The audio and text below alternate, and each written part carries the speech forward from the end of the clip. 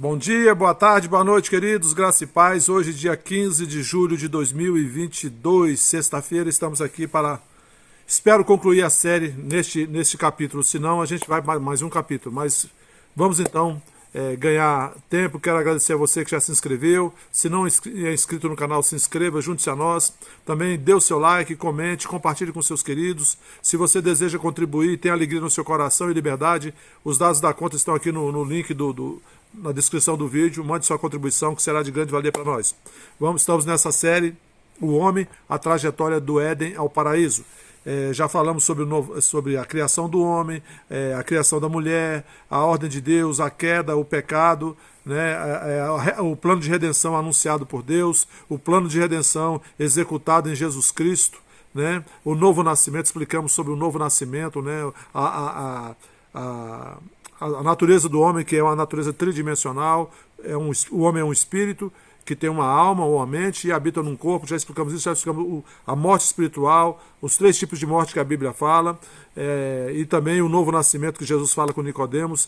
E hoje nós estamos avançando para falar sobre o pecado pode acontecer na vida do crente.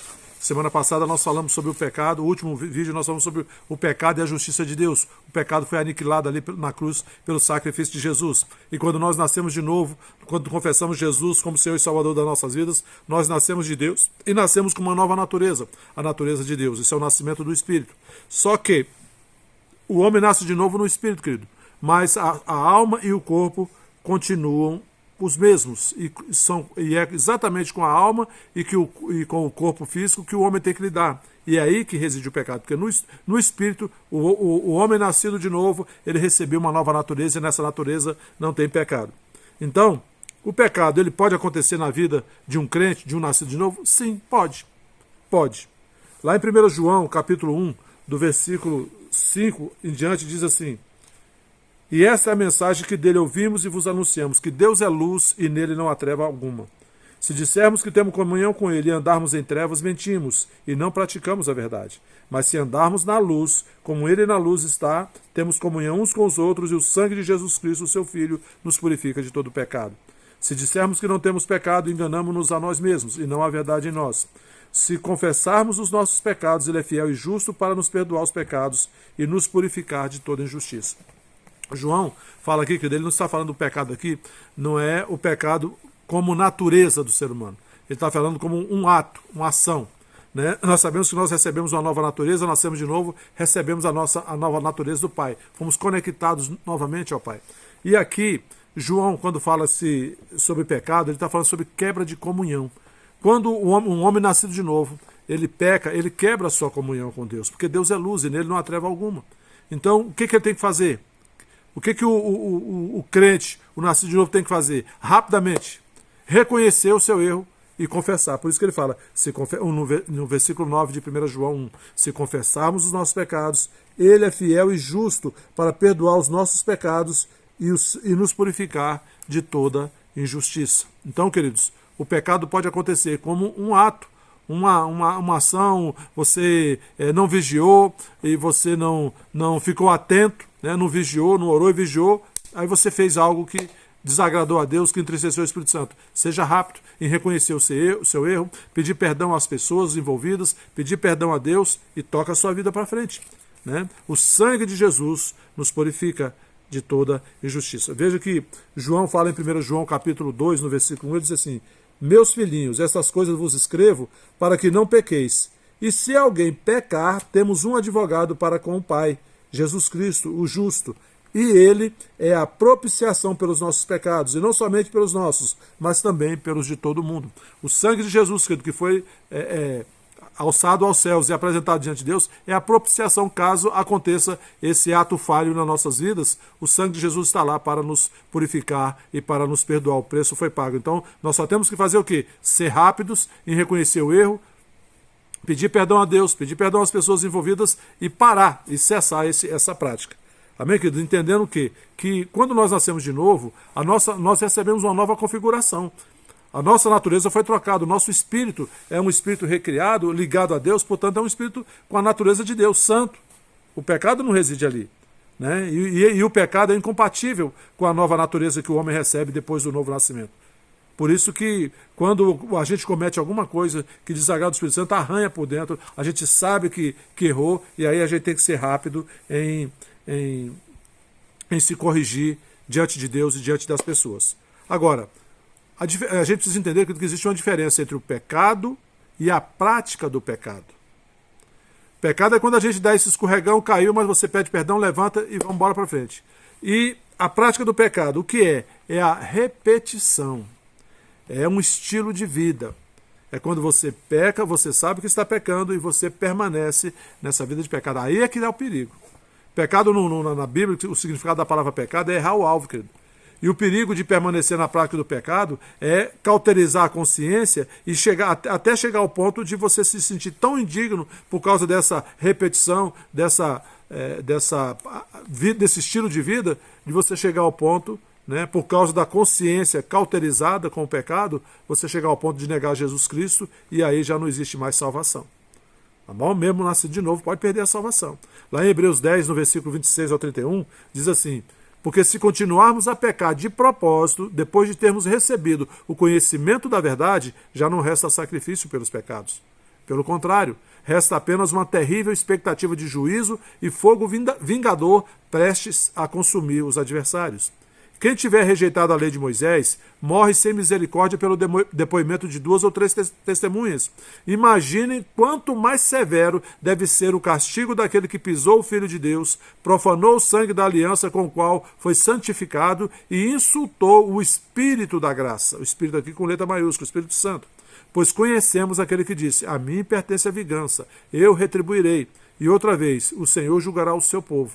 Versículo 31. Horrível coisa é cair nas mãos do Deus vivo.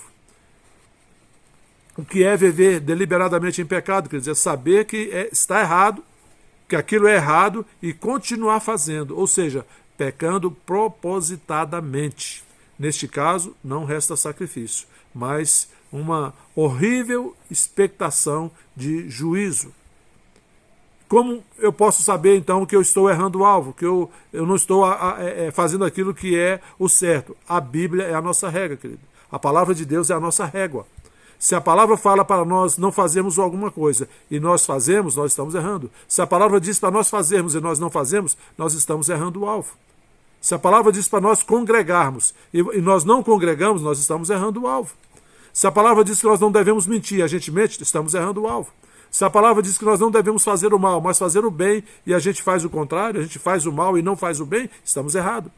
Se a palavra diz que nós não devemos praticar a imoralidade sexual e a gente pratica, estamos errando o alvo. Se a palavra diz não roube e a gente rouba, a gente está praticando o pecado. Se a palavra diz não andeis ansiosos e a gente anda ansioso, nós estamos errando o alvo. A palavra diz honrar pai e mãe, nós estamos desonrando pai e mãe, estamos errando o alvo. A palavra diz honre a liderança, você está desonrando a sua liderança, você está errando o alvo. A palavra diz para nós não sermos maldizentes, murmuradores, e a gente está fazendo isso, nós estamos errando o alvo. Então, a gente precisa pegar isso, reconhecer o erro e mudar a nossa prática. Nós podemos fazer isso, querido. Nós temos capacidade, por causa da nova natureza que nós recebemos, é uma natureza santa. Nós temos capacidade. O que precisa acontecer é o arrependimento, e o arrependimento não é remorso. Arrependimento é mudança. Mudança de atitude, mudança de caminho, mudança de rota. Isso é arrependimento. Você está indo para cá, você se arrepende, você vai para lá. Isso é arrependimento, é mudança de caminho, mudança de atitude. Arrependemos, pedimos perdão para Deus, o sangue de Jesus nos purifica e toca a bola para frente. Amém? Eu vou deixar para... Vamos falar hoje. Importante a gente finalizar entendendo que toda essa trajetória que nós apresentamos aqui nessa série, a trajetória do homem do Éden até o paraíso, passamos pelo pecado, o homem estava destinado ao inferno, mas Jesus nos resgatou. A gente precisa entender uma coisa, que da salvação é pela graça, mediante a fé. Jesus já pagou o preço da nossa redenção. A salvação está disponível para todos. Agora, nós precisamos crer na palavra de Deus, reconhecer que a palavra de Deus é verdadeira e agir como a palavra de Deus diz. Então, a palavra diz que Jesus pagou o preço da nossa redenção. Então, não existe, querido, Em nenhum outro nome existe salvação a não ser em Jesus. Não existe outra maneira. Essa foi a forma como Deus estabeleceu, porque Deus é o nosso justificador e Ele faz justiça por nós em Jesus Cristo. Qualquer outro tipo de doutrina que venha trazer contrário a isso, não vem da palavra de Deus, não tem fundamento bíblico. Por exemplo, vou falar no próximo capítulo, vou deixar para o próximo capítulo falar sobre a doutrina espírita da reencarnação. Lembrando para você, querido, que eu não estou falando sem conhecimento, não. Fui espírita, li mais de 200 livros espíritas. Livro dos Espíritos eu li mais de 5 vezes. Livro dos Médios, o que é o Espiritismo, Evangelho segundo o Espiritismo de Allan Kardec, vários livros psicografados por Chico Xavier, Emmanuel. Não estou falando mal da doutrina espírita. A doutrina espírita tem uma vertente que ela prega muito o caráter e as boas obras, a caridade. Não é isso. Eu vou falar sobre a verdade bíblica da salvação, trazendo um comparativo entre o sacrifício de Jesus, a redenção que foi providenciada para nós em Cristo, e o que a doutrina espírita fala sobre reencarnação e sobre caridade como mérito para alcançar uma evolução, tá bom? Fica para o próximo capítulo, vamos orar e encerrar nesse capítulo aqui. Pai, nós te agradecemos por este tempo e oramos, Pai, por cada um dos pedidos que estão aqui no caderno. Te agradecemos pela cura completa do Fernando e do Sérgio Bandeira, da Viviane da Zeza, filha da Zeza, pela cura e libertação do Jorginho e da Laís, pela cura e libertação e salvação da Patrícia Godoy, do Mateus e do Tiago, da neta da Dora, do Samuel. Te agradecemos, Pai, por cura, salvação e libertação na família do Alceu e da Maria Estela. Te agradecemos, Pai, pelo teu favor e tua graça nessa causa da Juliana e da Fernanda Gama, nesse concurso, as causas da Val e do Rafael, da Norma e do Ivan, da Marlene Lopes, da Laís ali no seu trabalho. Te agradecemos, Pai, porque nós pedimos para o Senhor sobre a causa da Marisa Carrige, o Senhor já respondeu e ela já recebeu a vitória, e nós te agradecemos em nome de Jesus. Te agradecemos pelas famílias da Sandra Paz, da Val, da minha mãe, que ontem, dia 14, ela completou 98 anos de idade, com saúde, com alegria, com fé, e foi muito bom estar ali com a minha mãe ontem na casa dela. Te agradeço pela vida da dona Benedita, minha sogra, também pela família da Patrícia e Luiz Eduardo Mergulhão, pela família do João Rodrigues da Cunha, irmão da irmã Maria Dela Célia. Te agradeço por salvação em todas essas famílias, pela família do Hilton, da Claudiane, todos os filhos, netos, genros, nora, e por todas as famílias da Vida Plena Ministério Internacional. Sobre todas elas, cada uma delas, eu declaro salvação, cura, libertação, paz, alegria, harmonia, proteção, livramento, provisão e prosperidade do céu, em nome de Jesus Cristo.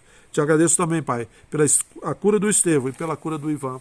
Em nome de Jesus Cristo, eu repreendo todo espírito contrário ao Santo Espírito de Deus que intenta trazer aflições, enfermidades nessas pessoas que o Senhor Jesus já pagou o preço na cruz. Nós sabemos que é ilegal isso, e por isso nós ordenamos, na autoridade que temos como igreja, no nome de Jesus Cristo, que esses espíritos malignos soltem a vida dessas pessoas, soltem a vida delas agora, batam em retirada, vão embora e não voltem nunca mais, em nome de Jesus. Amém. Amém, queridos? Bom dia, boa tarde, boa noite a todos, fiquem na paz e até a próxima.